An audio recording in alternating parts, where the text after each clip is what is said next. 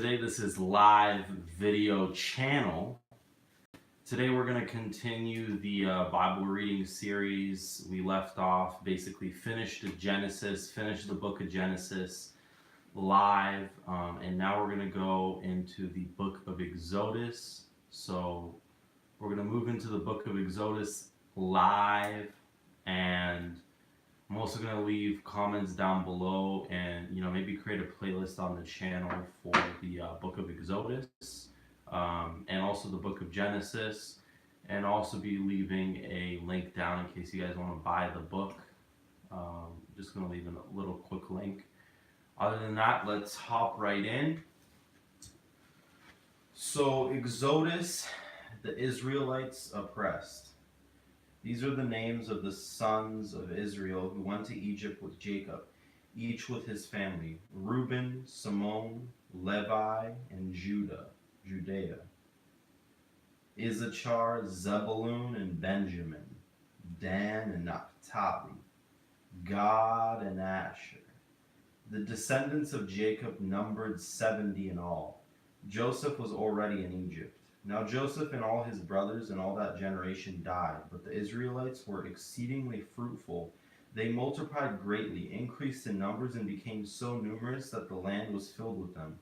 Then a new king, to whom Joseph meant nothing, came to power in Egypt. "Look," he said to his people, "the Israelites have become far too numerous for us. Come, we must deal shrewdly with them, or they will become even more numerous, and if war breaks out, we'll join our enemies, fight against us, and leave the country." So they put slave masters over them to oppress them with forced labor, and they built Pithom and Ramses as store cities for Pharaoh. But the more they were oppressed, the more they multiplied and spread. So the Egyptians came to dread the Israelites and worked them ruthlessly. They made their lives bitter with harsh labor in brick and mortar, and with all kinds of work in the fields. In all their harsh labor, the Egyptians worked them ruthlessly. The king of Egypt said to the Hebrew midwives, whose names were Shiphrah and Puah, "When you are helping the Hebrew woman during childbirth on the delivery stool, if you see that the baby is a boy, kill him. But if it is a girl, let her live." The midwives, however, feared God and did not do what the king of Egypt had told them to do. They let the boys live. Then the king of Egypt summoned the midwives and asked them, "Why have you done this? Why have you let the boys live?" The midwives answered Pharaoh, "Hebrew women are not like Egyptian women. They are vigorous and give birth before the midwives arrive."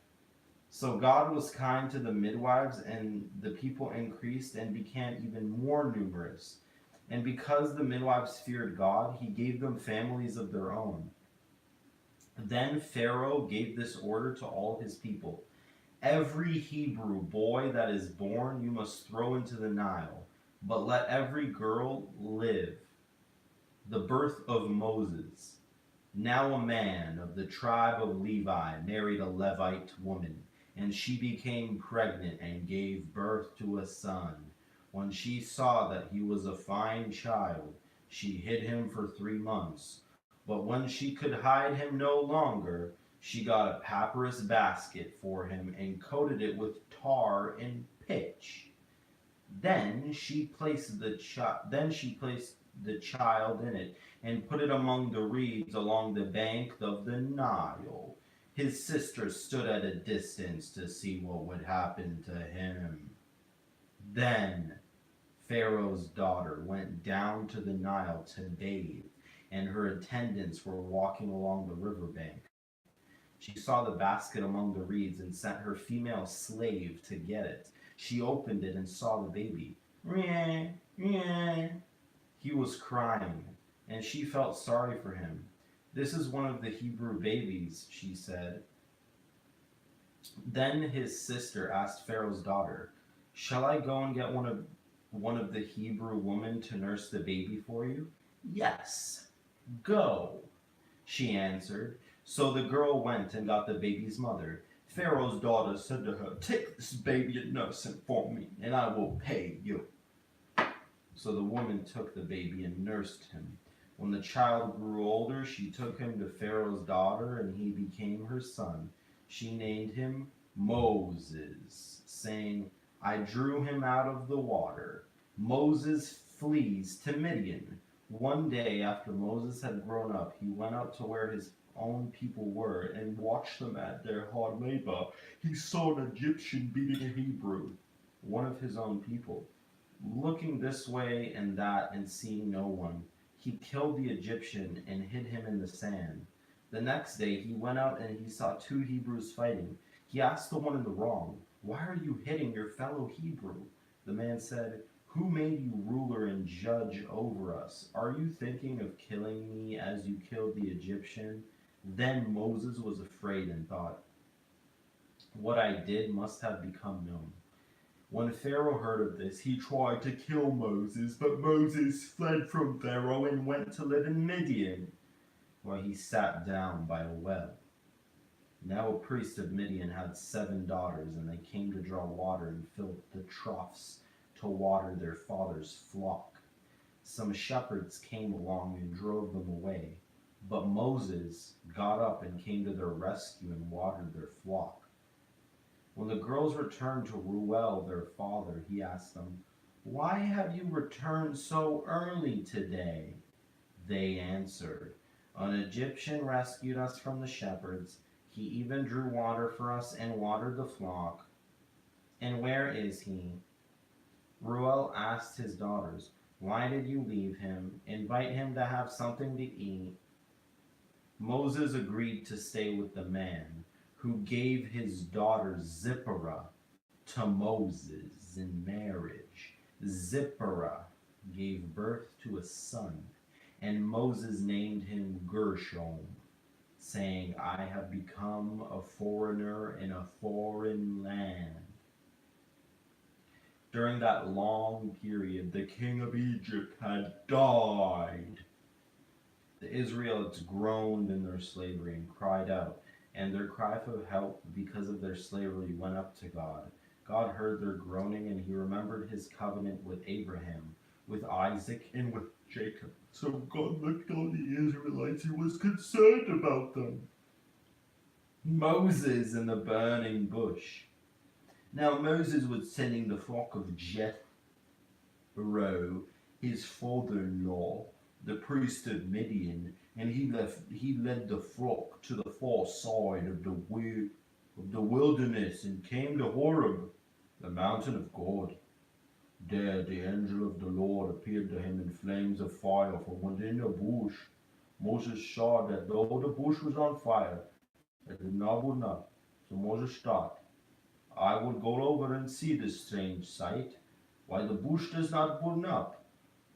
And when the Lord saw that he had gone over to look, God called him from within the bush, "Moses, Moses." And Moses said, "Here I am." "Do not come any closer," God said. "Take off your sandals, for the place where you are standing is holy ground." Then he said, "I am the God of your father, the God of Abraham, the God of Isaac, and the God of Jacob." At this, Moses hid his face because he was afraid to look at God. The Lord said, "I have indeed seen the misery of my people in Egypt. I have heard them crying out because of their slave drivers, and I am concerned about their suffering. So I have come down to rescue them from the hand of the Egyptians and to bring them up out of that land into a good and spacious land, a land flowing with milk and honey, the home of the Canaanites, Hittites, Amorites, Perizzites, Hivites, and Jebusites. And now the cry of the Israelites has reached me, and I have seen the way the Egyptians are oppressing them. So now go. I am sending you to Pharaoh to bring my people, the Israelites, out of Egypt." But Moses said to God, "Who am I that I should go to the Pharaoh and bring the Israelites out of Egypt?" And God said, "I will be with you, and this will be the sign to you that it is I who have sent you. When you have brought the people out of Egypt, you will worship God on this mountain." Moses said to God, "Suppose I go to the Israelites and say to them, 'The God of your fathers has sent me to you,' And they ask me, what is his name? And what should I tell them? God said to Moses, I am who I am. This is what you are to say to the Israelites. I am has sent you. God also said to Moses, say to the Israelites, the Lord, the God of your fathers, the God of Abraham, the God of Isaac, and the God of Jacob, has sent me to you. This is my name forever, the name you shall call me from generation to generation. Go assemble the elders of Israel and say to them, the Lord, the God of your fathers, the God of Abraham, Isaac, and Jacob, appeared to me and said, I have watched over you and have seen what has been done to you in Egypt. And I have promised to bring you up out of your misery in Egypt into the land of Canaan, Canaanites, Hittites, Amorites, Perizzites, Hivites, and Jebusites, a land flowing with milk and honey. The elders of Israel will listen to you. Then you and the elders are to go to the king of Egypt and say to him, the Lord, the God of the Hebrews, has met with us. Let us take a 3-day journey into the wilderness to offer sacrifices to the Lord our God. But I know that the king of Egypt will not let you go unless a mighty hand compels him. So I will stretch out my hand and strike the Egyptians with all the wonders that I perform among them. After that he will let you go. And I will make the Egyptians favorably disposed toward this people, so that when you leave, you will not go empty-handed. Every woman is to ask her neighbor and any woman living in her house for articles of silver and gold and for clothing, which you will put on your sons and daughters, and so you will plunder the Egyptians. Signs for Moses. Moses answered, what if they do not believe me or listen to me and say, the Lord did not appear to you? Then the Lord said to him, what is that in your hand? A staff, he replied. The Lord said, throw it on the ground. Moses threw it on the ground, and it became a snake, and he ran from it. Then the Lord said to him, reach out your hand and take it by the tail. So Moses reached out and took the hold of the snake. It turned back into a staff in his hand. This, said the Lord, is so that it may believe that the Lord, the God of their fathers, the God of Abraham, the God of Isaac, and the God of Jacob has appeared to you. Then the Lord said, put your hand inside your cloak. So Moses put his hand into his cloak, and when he took it out, the skin was leprous. It had become as white as snow. Now put it back into your cloak, he said. So Moses put his hand into his cloak, and when he took it out, it was restored like the rest of his flesh. Then the Lord said, if they do not believe you or pay attention to the first sign, they may believe the second. But if they do not believe these 2 signs or listen to you, take some water from the Nile and pour it on the dry ground. The water you take from the river will become blood on the ground. Moses said to the Lord, pardon your servant, Lord. I have never been eloquent, neither in the past nor since you have spoken to your servant. I am slow of speech and tongue. The Lord said to him, who gave human beings their mouths? Who makes them deaf or mute? Who gives them sight or makes them blind? Is it not I, the Lord? Now go. I will help you speak and will teach you what to say. But Moses said, pardon your servant, Lord. Please send someone else. Then the Lord's anger burned against Moses, and he said, what about your brother, Aaron, and the Levite? I know he can speak well. He's already on his way to meet you, and he will be glad to see you. You shall speak to him and put words in his mouth. I will help both of you speak and will teach you what to do. He will speak to the people for you, and it will be as if he were your mouth, and as if you were God to him. But take this staff into your hand so you can perform the signs with it. Moses returns to Egypt. Then Moses went back to Jethro, his father-in-law, and said to him, let me return to my own people in Egypt to see if any of them are alive.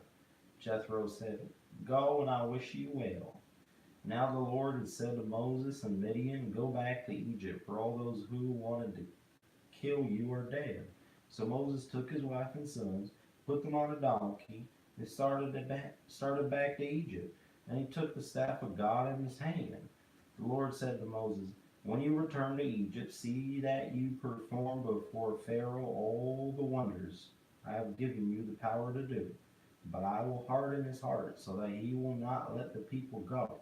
Then say to Pharaoh, 'This is what the Lord says: Israel is my firstborn son, and I told you, let my son go, so that he may worship me. But you refused to let him go. So I will kill your firstborn son.' At a lodging place on the way, the Lord met in with him. But Zipporah took a flint knife, cut off her son's foreskin, and touched Moses' feet with it. 'Surely you are a bridegroom of blood to me,' she said. So the Lord let him alone. At the time she said, 'Bridegroom of blood refined to circumcision.' The Lord said to Aaron, 'Go into the wilderness to meet Moses.' So he met Moses at the mountain of God and kissed him. Then Moses told Aaron everything the Lord had sent him to say, and also about all the signs he had commanded him to perform. Moses and Aaron brought together all the elders of the Israelites, and Aaron told them everything the Lord had said to Moses. He was to perform the signs before the people. They believed. And when they heard that the Lord was concerned about them and they had seen their misery, they bowed down and worshipped bricks without straw. Afterwards, Moses and Aaron went to the Pharaoh and said, 'This is what the Lord, the God of Israel, says: Let my people go, so that they may hold a festival to me in the wilderness.' Pharaoh said, 'Who is the Lord that I should obey him and let Israel go? I do not know the Lord, and I will not let Israel go.' Then they said, 'The God of the Hebrews has met with us. Now let us take a 3-day journey into the wilderness to offer sacrifices to the Lord our God, or he may strike us with plagues or with the sword.' But the king of Egypt said, 'Moses and Aaron, why are you taking the people away from their labor? Get back to your work.' Then Pharaoh said, 'Look, the people of the land are now numerous, and you are stopping them from working.' That same day Pharaoh gave this order to the slave drivers and overseers in charge of the people: 'You are no longer to supply the people with straw for making bricks. Let them go and gather their own straw, but require them to make the same number of bricks as before. Don't reduce the quota. They are lazy. That is why they are crying out. Let us go and sacrifice to our God. Make the work harder for the people, so that they keep working and pay no attention to lies.' Then the slave drivers and the overseers went out and said to the people, 'This is what the Pharaoh says: I will not give you any more straw. Go and get your own straw wherever you can find it, but your work will not be reduced at all.' The people scattered all over Egypt to gather stubble to use for straw. The slave drivers kept pressing them, saying, 'Complete the work required of you for each day, just as when you had straw.' As Pharaoh's slave drivers beat the Israelite overseers, they had appointed, demanding, 'Why haven't you met your quota of bricks yesterday or today as before?' Then the Israel overseers went and appealed to Pharaoh. 'Why have you treated your servants this way? Your servants are given no straw, yet we are told, make bricks. Your servants are being beaten, but the fault is with your own people.' Pharaoh said, 'Lazy, that's what you are, lazy. That is why you keep saying, let us go and sacrifice to the Lord. Now get to work. You will not be given any straw, but you must produce your full quota of bricks.' The Israel overseers realized they were in trouble when they were told, 'You are not to reduce the number of bricks required of you each day.' When they left Pharaoh, they left Moses and Aaron waiting to meet them. And they said, 'May the Lord look on you and judge you. You have made us obnoxious to Pharaoh, and his officials have put a sword in their hand to kill us. God promises deliverance.' Moses returned to the Lord and said, 'Why, Lord? Why have you brought trouble on this people? Is this why you sent me? Ever since I went to Pharaoh to speak in your name, he has brought trouble on this people, and you have not rescued your people at all.' Then the Lord said to Moses, 'Now you will see that I will do what I will do to Pharaoh. Because of my mighty hand, he will let them go, but because of my mighty hand, he will drive them out of his country.' God also said to Moses, 'I am the Lord. I appeared to Abraham, to Isaac, to Jacob as God Almighty, but by my name, the Lord, I did not make myself fully known to them. I also establish my covenant with them to give them the land of Canaan, where they resided as foreigners. Moreover, I have heard the groaning of the Israelites whom the Egyptians are enslaving, and I have remembered my covenant. Therefore say to the Israelites, I am the Lord, and I will bring you out of under the yoke of the Egyptians. I will free you from being slaves to them, and I will redeem you with an outstretched arm, and with mighty acts of judgment. I will take you as my own people, and I will be your God. Then you will know that I am the Lord your God, who brought you out from under the yoke of the Egyptians, and I will bring you to the land I swore with uplifted hand to give to Abraham, to Isaac, and to Jacob. I will give it to you as a possession. I am the Lord. Moses reported this to the Israelites, but they did not listen to him because of their discouragement and harsh labor. Then the Lord said to Moses, Go tell Pharaoh, king of Egypt, to let the Israelites go out of his country. For Moses said to the Lord, If the Israelites will not listen to me, why would Pharaoh listen to me, since I speak with faltering lips? Family record of Moses and Aaron. Now the Lord spoke to Moses and Aaron on the Israelites and Pharaoh, king of Egypt, and he commanded them to bring the Israelites out of Egypt. These were the heads of their families. The sons of Reuben, the firstborn, son of Israel, were Hanok and Palu, Hezron and Carmi. These were the clans of Reuben. The sons of Simeon were Jamul, Janine, Ohad, Zakim, Zohar, and Shaul, the son of a Canaanite woman. These were the clans of Simeon. These were the names of the sons of Levi, according to the records: Gershon, Kohath, and Merari. Levi lived 137 years. The sons of Gershon by clans were Libni and Shimei. The sons of Kohath were Amram, Izhar, Hebron, and Uziel. Kohath lived 133 years. The sons of Merari were Maheli and Mushi. These were the clans of Levi according to the records. Amram married his father's sister Jochebed, who bore him Aaron and Moses. Amram lived 137 years. The sons of Izhar were Korah, and Nepheg, and Zikri. The sons of Israel were Mishael, Elzaphan, and Sithri. Aaron married Elisheba, daughter of Amminadab, and sister of Nashatan, and she bore him Nabadab, Abibu, Lizar, and Ithamar. The sons of Korah were Asir, Elkanah, and Abisaph. These were the Korahite clans. Eleazar, son of Aaron, married one of the daughters of Putiel, and she bore him Phinehas. These were the heads of the Levite families, clan by clan. It was this Aaron and Moses to whom the Lord said, Bring the Israelites out of Egypt by their divisions. They were the ones who spoke to the Pharaoh, king of Egypt, about bringing the Israelites out of Egypt. This same Moses and Aaron. Aaron to speak for Moses. Now, when the Lord spoke to Moses in Egypt, he said to him, I am the Lord. Tell Pharaoh, king of Egypt, everything I tell you. But Moses said to the Lord, Since I can speak with faltering lips, Lord, Pharaoh, listen to me. Then the Lord said to Moses, See, I have made you like God to Pharaoh, and your brother Aaron will be your prophet. You are to say everything I command you, and your brother Aaron is to tell Pharaoh to let the Israelites go out of this country. But I will harden Pharaoh's heart, and though I multiply my signs and wonders in Egypt, he will not listen to you. Then I will lay my hand on Egypt with mighty acts of judgment. I will bring out my divisions, my people, the Israelites. And the Egyptians will know that I am the Lord when I stretch out my hand against Egypt and bring the Israelites out of it. Moses and Aaron did just as the Lord commanded them. Moses was 80 years old, and Aaron was 83 when they spoke to Pharaoh. Aaron's staff becomes a snake. The Lord said to Moses and Aaron, When Pharaoh says to you, Perform a miracle, then say to Aaron, Take your staff and throw it before Pharaoh, and it will become a snake. So Moses and Aaron went to Pharaoh and did just as the Lord commanded. Aaron threw his staff down in front of the Pharaoh and his officials, and it became a snake.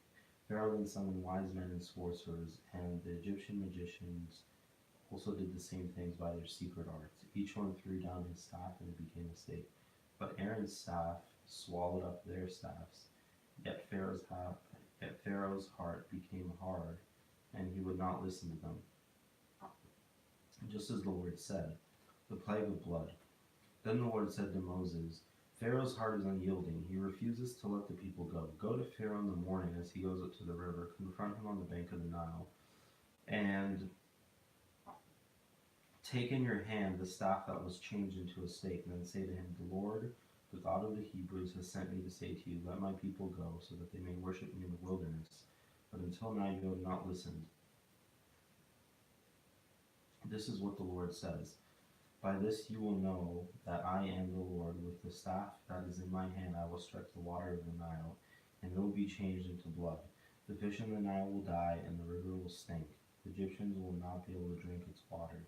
The Lord said to Moses, tell Aaron, take your staff and stretch out your hand over the waters of Egypt, over the streams and canals, and the ponds and all the reservoirs. And they will turn to blood. Blood will be everywhere in Egypt, even in vessels of wood and stone.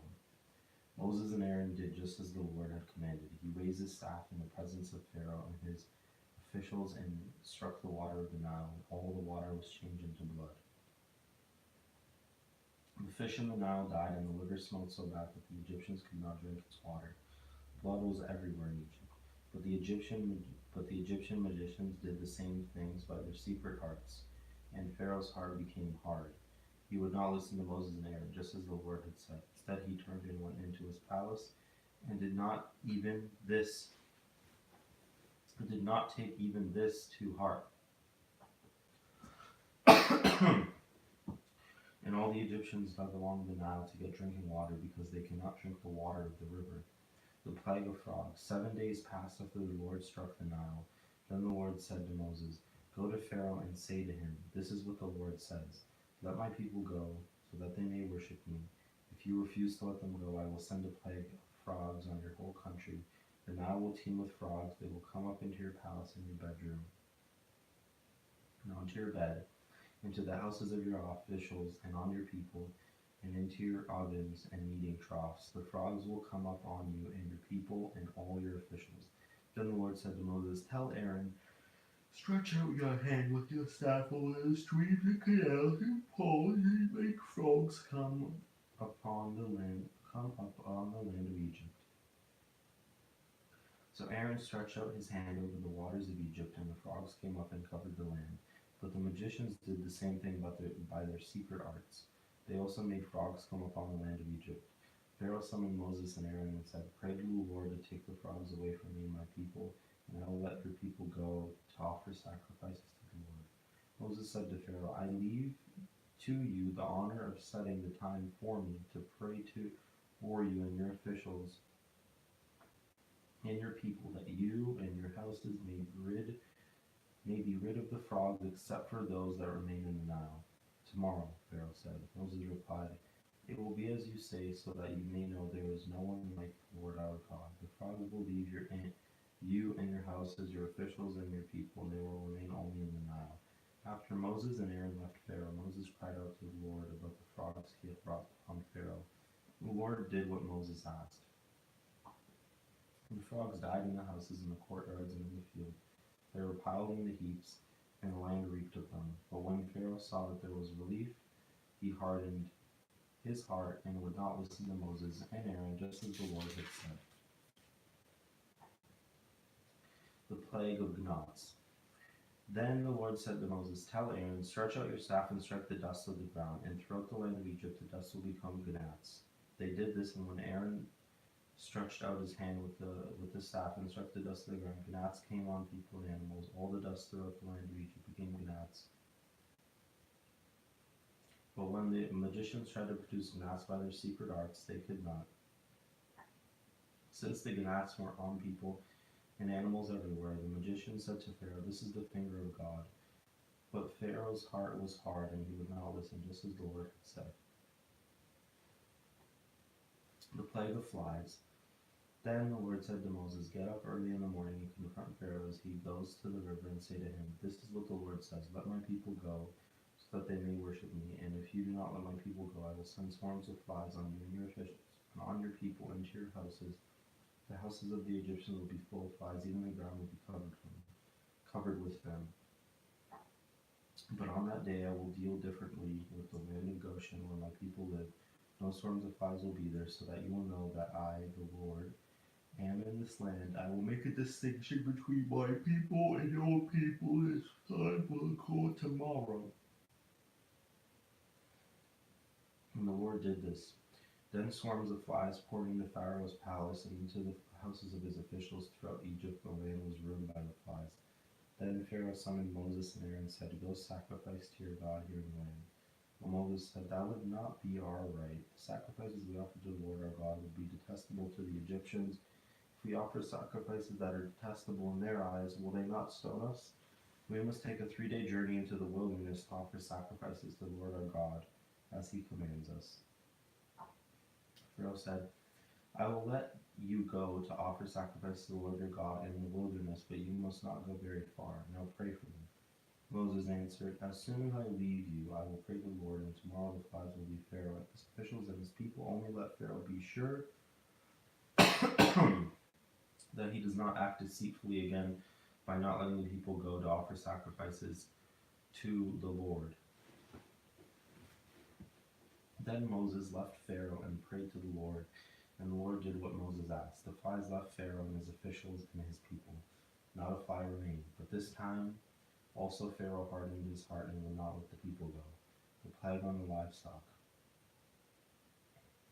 Then the Lord said to Moses, "Go to the Pharaoh and say to him, this is what the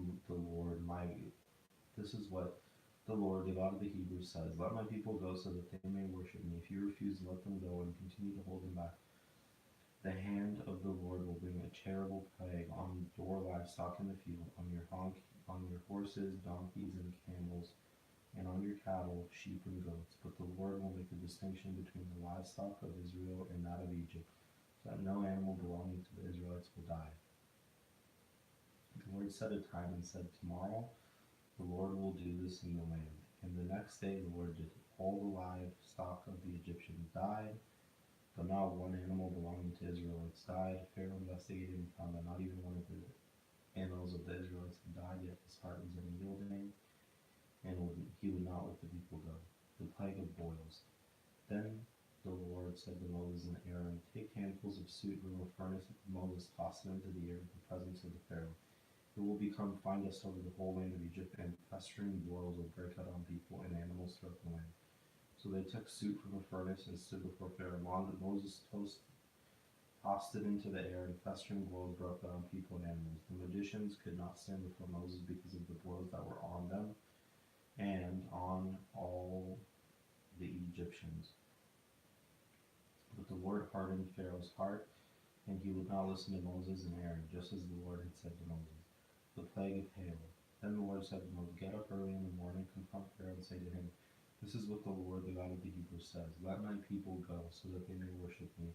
For this time I will send the full force of my plagues against you, and against your officials and your people, so that you may know that there is no one like me in all the earth. For by now I could have stretched out my hand and struck you and your people with a plague that could have wiped you off the earth. I have raised you up for this very purpose, that I might show you my power, and that my name might be proclaimed in all the earth. You still set yourself against my people and will not let them go. Therefore at this time tomorrow I will send the worst hailstorm that has ever fallen in Egypt from the date it was founded till now. Give an order now to bring your livestock and everything you have in the field to a place of shelter, because the hail will fall on every person and animal that has not been brought in and is still on the field, and they will die." Those officials of Pharaoh who feared the word of the Lord hurried to bring their slaves and their livestock inside. But those who ignored the word of God and left their slaves and livestock in the field.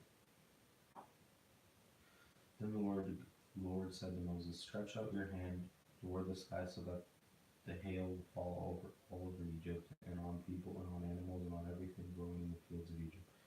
Moses stretched out his staff toward the sky. The Lord sent thunder and hail, and lightning flashed down to the ground. So the Lord rained hail down on the land of Egypt. Hail fell, and lightning flashed back and forth. It was the worst storm in the land of Egypt since it had become a nation. Throughout Egypt, hail struck everywhere in the fields, both people and animals.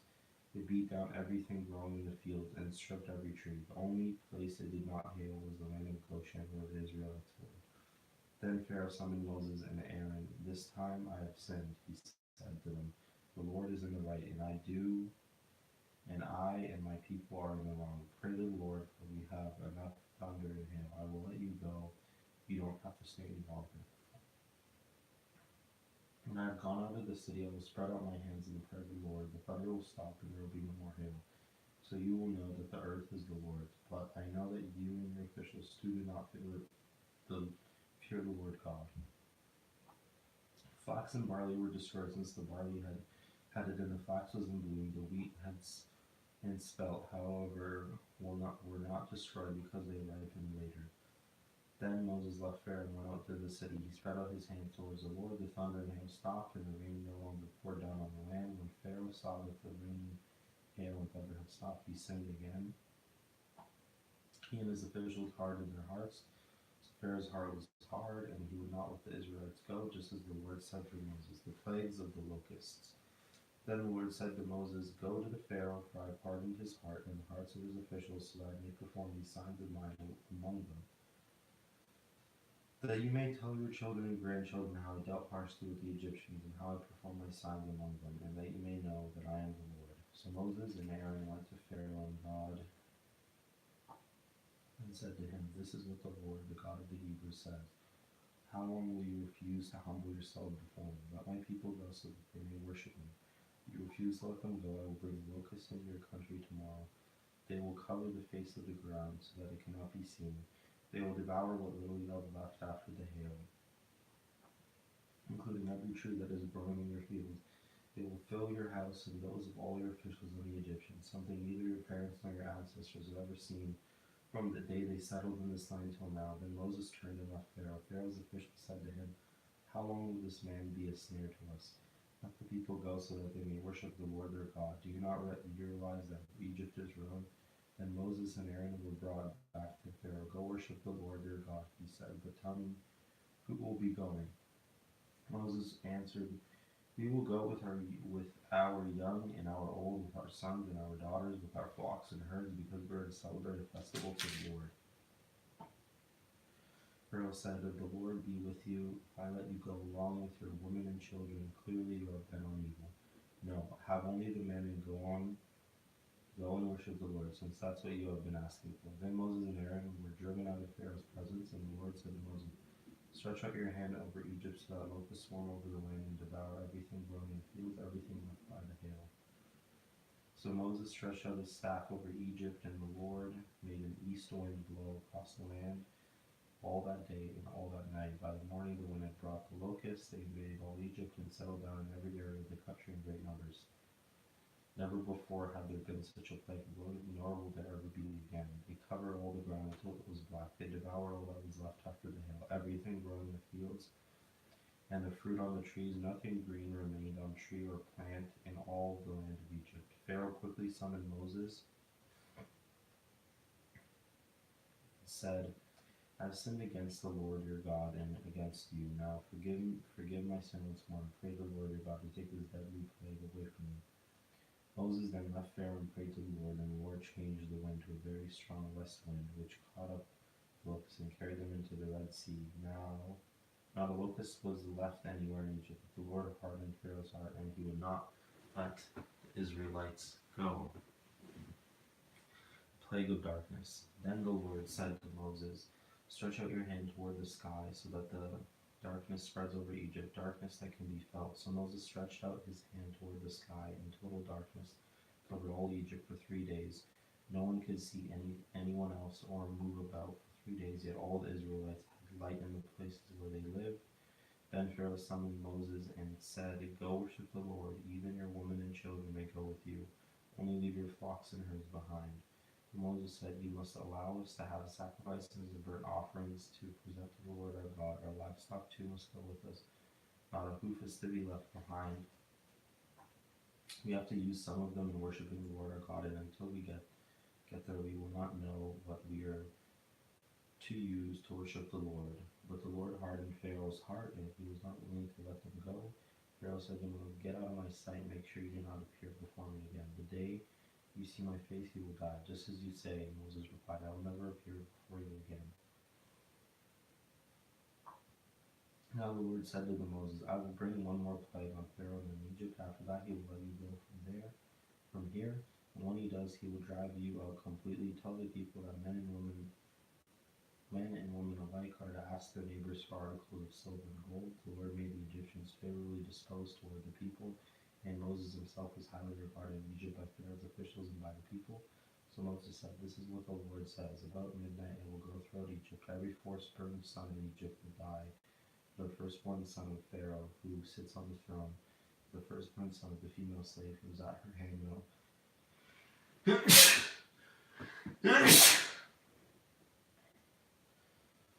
who sits on the throne, to the firstborn son of the female slave who is at her handmill, and all the firstborn of the cattle as well.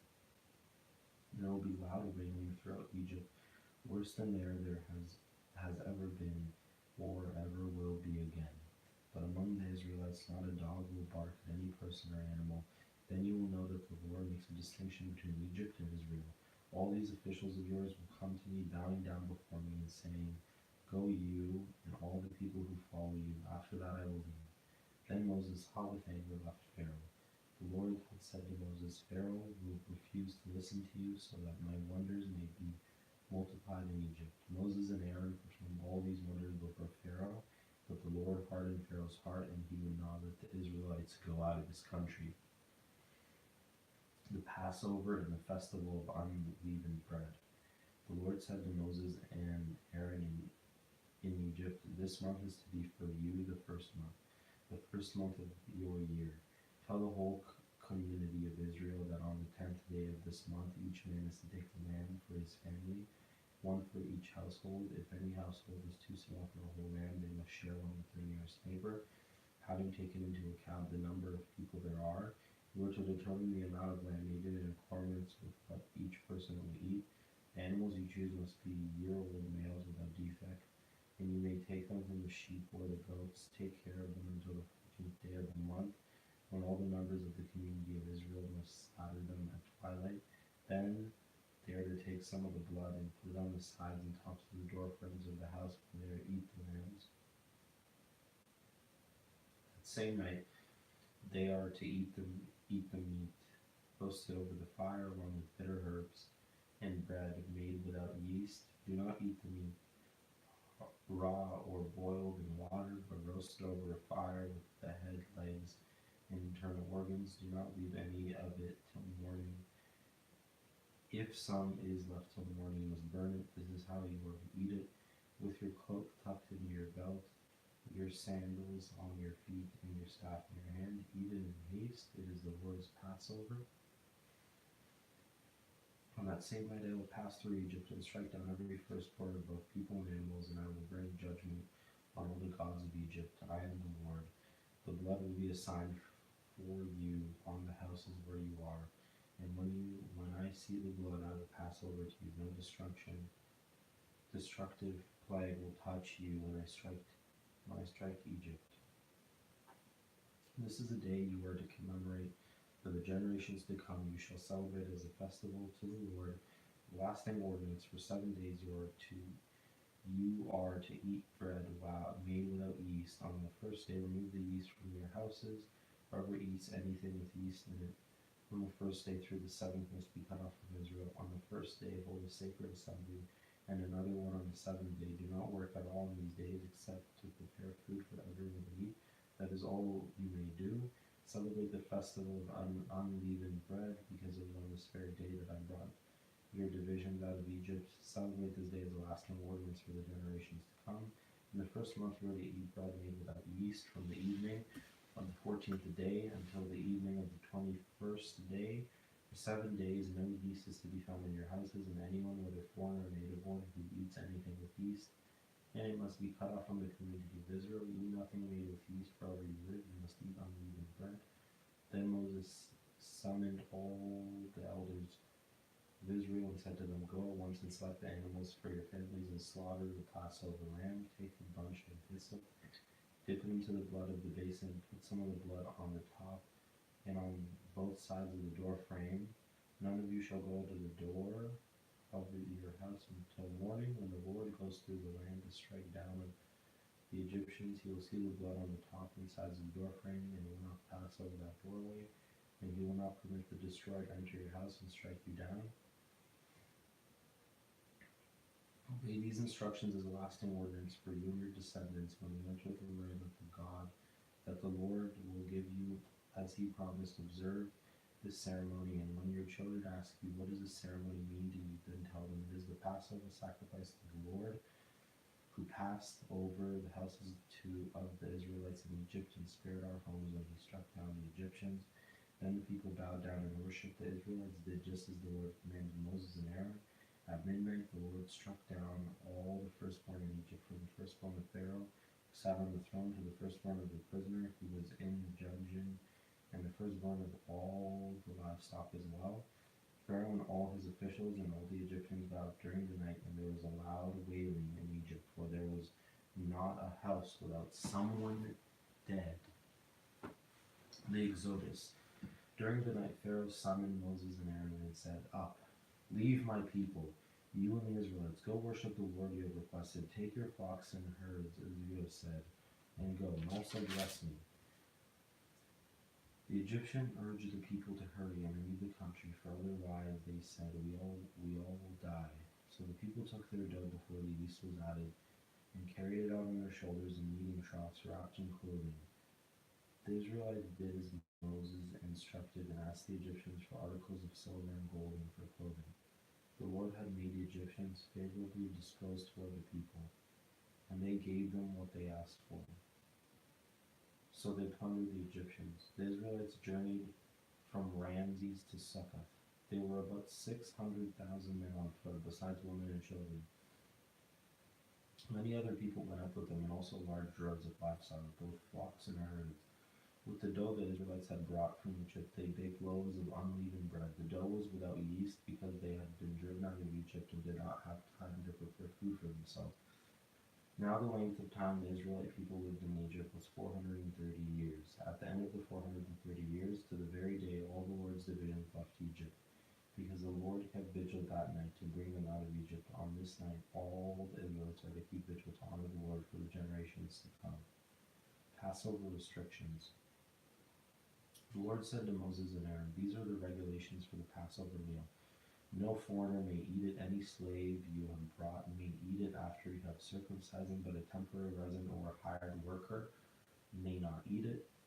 It must be eaten inside the house. Take none of the meat outside of the house. Do not break any of the bones. The whole community of Israel must celebrate. A foreigner residing among you who wants to celebrate the Lord's Passover must have all the meals in his household circumcised, then he may take part like one born in the land. No uncircumcised male may eat it. The same law applies both to the native born and to the foreigners residing among you. All the Israelites did just what the Lord had commanded Moses and Aaron, and on that very day the Lord brought the Israelites out of Egypt by their divisions. Consecrations of the firstborn. The Lord said to Moses, "Consecrate to me every firstborn male, the first offspring of every male who among the Israelites belongs to me, whether human or animal." Then Moses said to the people, "Commemorate this day, the day you came out of Egypt, out of the land of slavery, because the Lord brought you out of it with a mighty hand.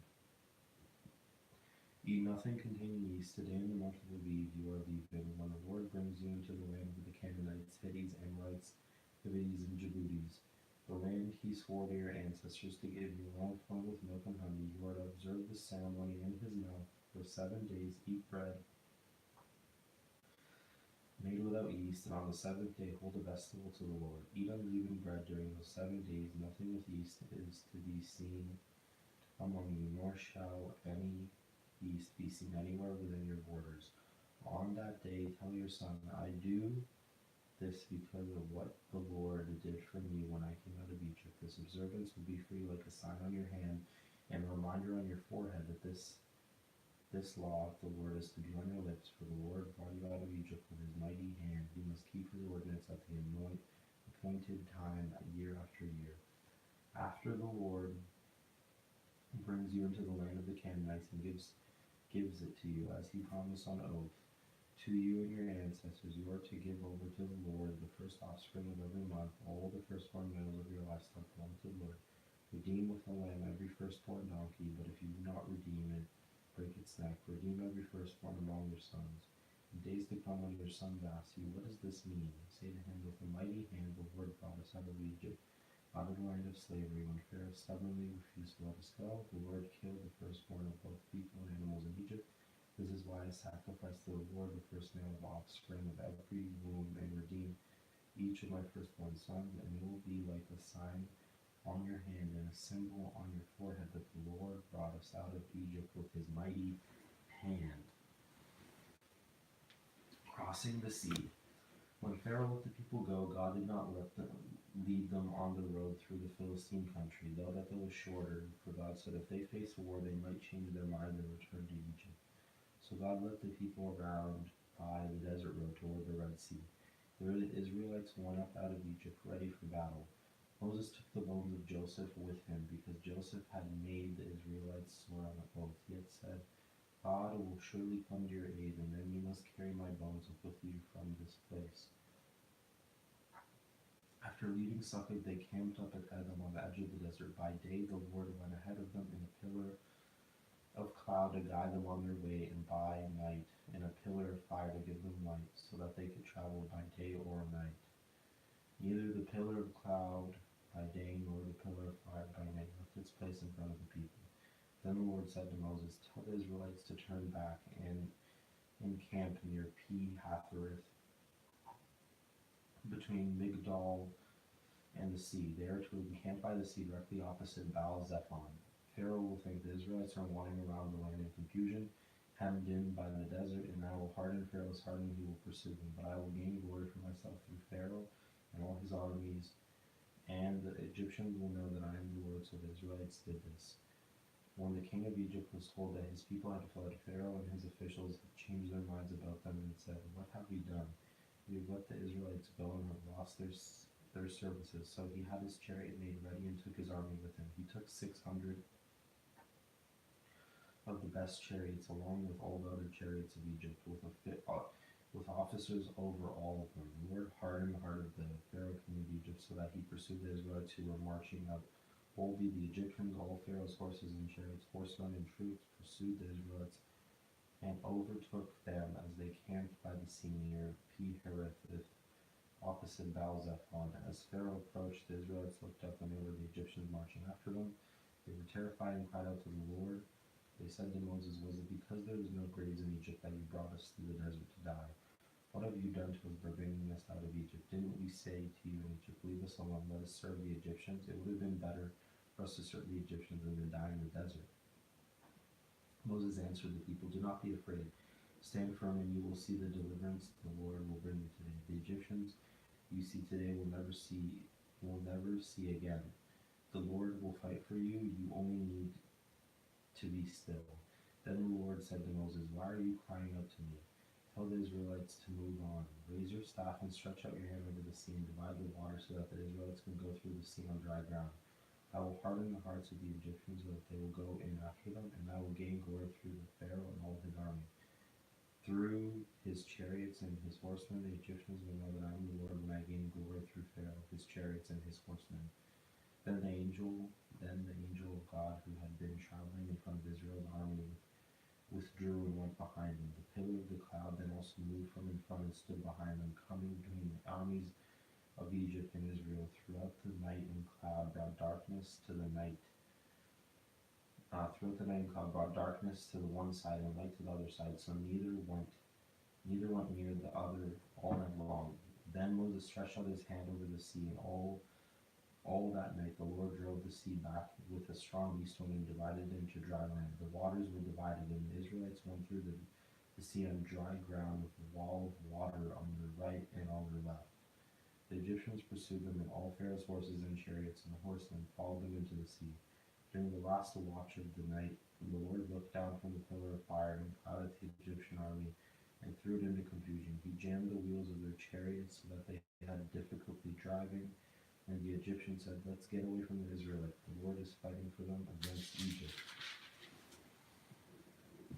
Then the Lord said to Moses, stretch out your hand over the sea so that the waters may flow back over the Egyptians and their chariots and horsemen. And at daybreak, the sea went back to its place. The Egyptians were fleeing toward it, and the Lord swept them into the sea. The water flowed back and covered the chariots and horsemen. The entire army of Pharaoh that had been followed the Israelites into the sea, not one of them survived. But the Israelites went through the sea on dry ground, with a wall of water on their right and on their left. That day the Lord saved Israel from the hands of the Egyptians, and Israel saw the Egyptians lying dead on the shore. And when the Israelites saw the almighty hand of the Lord displayed against the Egyptians, the people feared the Lord and put their trust in him and in Moses his servant. The Song of Moses and Miriam. Then Moses and the Israelites sang this song to the Lord. I will sing to the Lord, for he is highly exalted. Both horse and driver, he has hurled us into the sea. The Lord is my strength and my defense. He has become my salvation. He is my God, and I will praise him, my father's God, and I will exalt him. The Lord is a warrior. The Lord is his name. Pharaoh's chariots and his army he has hurled into the sea. The best of Pharaoh's officers are drowned in the Red Sea. The deep waters have covered them. They sank to the depths like a stone. Your right hand, Lord, was majestic in power. Your right hand, Lord, shattered the enemy. And the greatest of your majesty you threw down those who opposed you. You unleashed your burning anger. It consumed them like stubble. By the blast of your nostrils the waters piled up. The surging waters stood up like a wall. The deep waters congealed in the heart of the sea. The enemy boasted, I will pursue, I will overtake them, I will divide the spoils, I will gorge myself on them, I will draw my sword, and my hand will destroy them. But you blew with your breath, and the sea covered them. They sank like lead in the mighty waters. Who among the gods is like you, Lord? Who is like you, majestic in holiness, awesome in glory, working wonders? You stretch out your right hand, and the earth swallows your enemies. And your unfailing love you will lead the people you have redeemed. In your strength you will guide them to your holy dwelling. The nations will hear and tremble. Anguish will grip the people of Philistia. The chiefs of Edom will be terrified. The leaders of Moab will be seized with trembling. The people of Keilah will melt away. Terror and dread will fall on them. By the power of your arm they will be as still as a stone. Until your people pass by, Lord, until the people you brought pass by, you will bring them and plant them on the mountain of your inheritance, the place, Lord, you made for your dwelling, the sanctuary, Lord, your hand established. The Lord reigns forever and ever. When Pharaoh's horses, chariots, and horsemen went into the sea, the Lord brought the waters of the sea back over them. For the Israelites walked through the sea on dry ground. Then Miriam, the prophet Aaron's sister, took a timbrel in her hand, and all the women followed her with timbrels and dancing. Miriam sang to them, Sing to the Lord, for he is highly exalted. Both horse and driver he has hurled into the sea. The waters of Meribah. Then Moses led Israel from the Red Sea, and they went into the desert of Shur. For 3 days they traveled in the desert without finding water. When they came to Meribah, they could not drink its water because it was bitter. That was why the place was called Meribah. So the people grumbled against Moses, saying, What are we to drink? Then Moses cried out to the Lord, and the Lord showed him a piece of wood. He threw it into the water, and the water became fit to drink. There the Lord issued a ruling and instruction for them and put them to the test. He said, If you listen carefully to the Lord your God and do what is right in his eyes, if you pay attention to his commands and keep all his decrees, I will not bring on you any of the diseases I brought on the Egyptians, for I am the Lord who heals you. Then they came to Elim, where there were 12 springs and 70 palm trees, and they camped there near the water. Manna and the quail. The whole Israelite community set out from Elim and came to the desert of Sin, which is between Elim and Sinai. On the 15th day of the second month after they had come up from Egypt, in the desert the whole community grumbled against Moses and Aaron. The Israelites said to them, If only we had died in the Lord's hand in Egypt. There we sat around pots of meat and ate all the food we wanted, but you have brought us into this desert to starve this entire assembly to death. Then the Lord said to Moses, I will rain down bread from heaven to you. The people are to go out each day and gather enough for that day. In this way I will test them and see whether they will follow my instructions. On the 6th day they will prepare what they bring in, and that is to be twice as much as they gather on the other days. So Moses and Aaron said to the whole Israelites, In the evening you will know that it is the Lord who brought you out of Egypt, and in the morning you will see the glory of the Lord, because he has heard your grumbling against him. Who are we that you said that you should grumble against us? Moses also said, You will know that it was the Lord when he gives you meat to eat in the evening and all the bread you want in the morning, because because he has heard your grumbling against him. Who are we? You are not grumbling against us, but against the Lord. Then Moses told Aaron, say to the entire Israelite community, come before the Lord, for he has heard your grumbling. While Aaron was speaking to the whole Israelite community, they looked toward the desert, and there was the glory of the Lord appearing in the cloud. The Lord said to Moses, I have heard the grumbling of the Israelites. Tell them at twilight that you will eat meat, and in the morning you will be filled with pride. Then you will know that I am the Lord your God. That evening quail came and covered the camp, and in the morning there was a layer of dew around the camp. When the dew was gone, thin flakes like frost on the ground appeared on the desert floor. When the Israelites saw it, they said to each other, what is it? For they did not know what it was. Moses said to them, it is the bread the Lord has given to you. This is what the Lord has commanded. Everyone is to gather as much as they need. Take an omer for each person you have in your tent. The Israelites did as they were told. Some gathered much, some little, and when they measured it by the omer, the one who gathered much did not have too much, and the one who gathered little did not have too little. Everyone had gathered just as much as they needed. Then Moses said to them, no one is to keep any of it until morning. However, some of them paid no attention to Moses. They kept part of it until morning, but it was full of maggots and began to smell, so Moses was angry with them. Each morning, everyone gathered as much as they needed. And then when sun grew hot, it melted away.